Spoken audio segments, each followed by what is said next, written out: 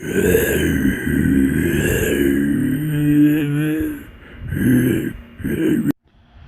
is going on, everybody? This is BroncoJuggalo, and I decided to take a play from my homie Horrific Nightmares JM and do something a little different today. I decided just to try something out.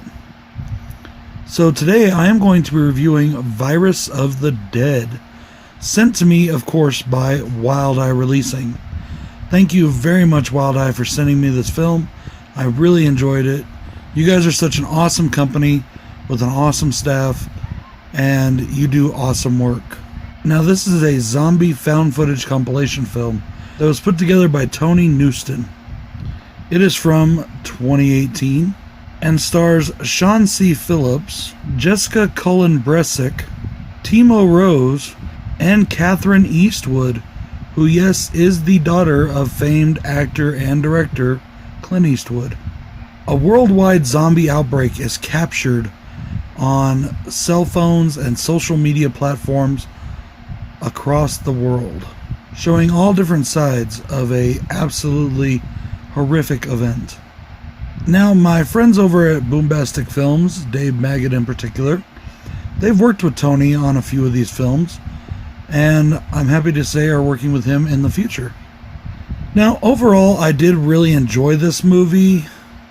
There were some parts where I just wasn't that into it, but overall, this movie was definitely decent.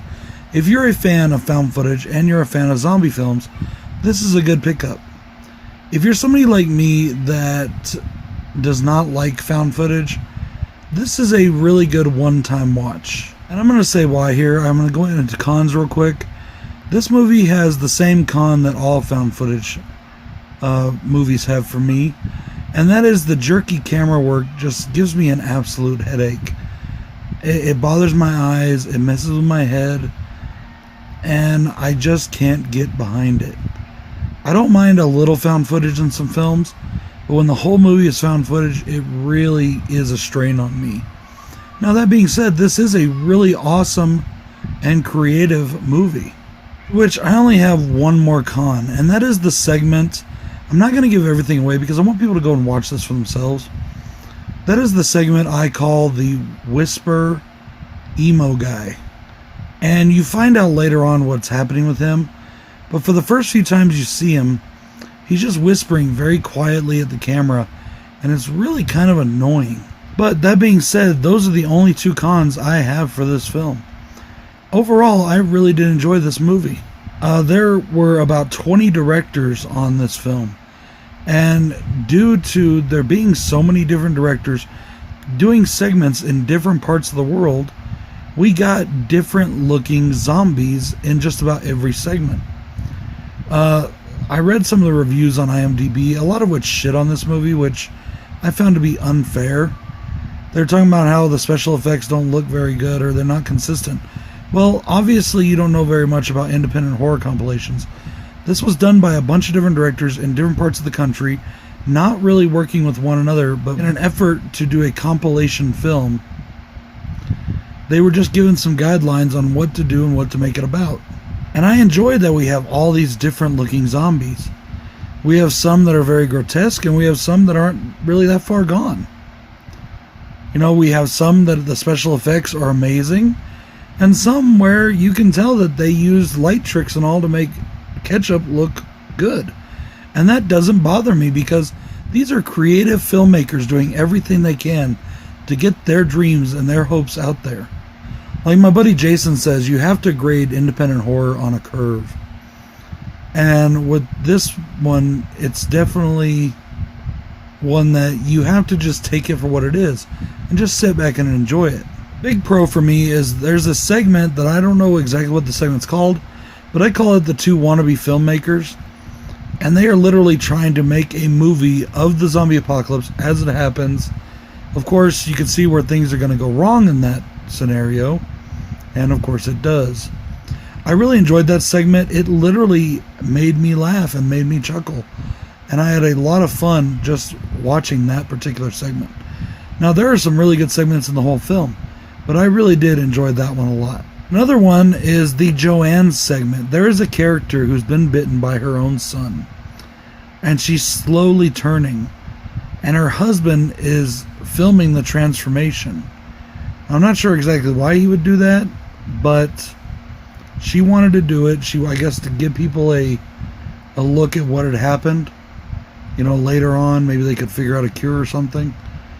But I really loved that segment. It was so heartbreaking, and the actress just does an amazing job. And the final thing that I want to talk about with this one in particular is that, being that it's done by different filmmakers in different parts of the world, it's told through so many eyes, and it is a really cool concept on the zombie apocalypse. Yes, it is found footage, and like I said, with all found footage there comes some issues with that, at least for me. But in this case, it was a very unique and interesting way to tell this story, and to get perspectives from so many different people.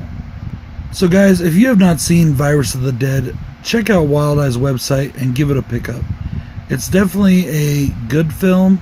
If you were into zombies and found footage, you are going to love this one. Like I said, I really enjoyed this movie. The only reason I don't see myself rewatching it is because the found footage does give me that headache. But that's not this movie's fault. Other than that, it's a great movie. It's a really good, fun film. And I did really enjoy it. They may have shaved about 20 minutes off of it, but that's neither here nor there. Check out Wild Eye Releasing. They are absolutely amazing, and as Jay says, they are where it's at with independent horror. Please check out my Patreon. Come and check out the Horror Mob. You know you want to be made. The benefits are awesome. The prices are not bad. You can join up for as little as $1 a month, and not only do you get what's on your tier, but you get a lot of exclusive content that I am putting up pretty regularly. I mean, I've only put up 3 things so far, but I just started. Give me a break. Until the next Wild Eye review, guys, this is BroncoJuggalo saying, keep your shirt on, and peace.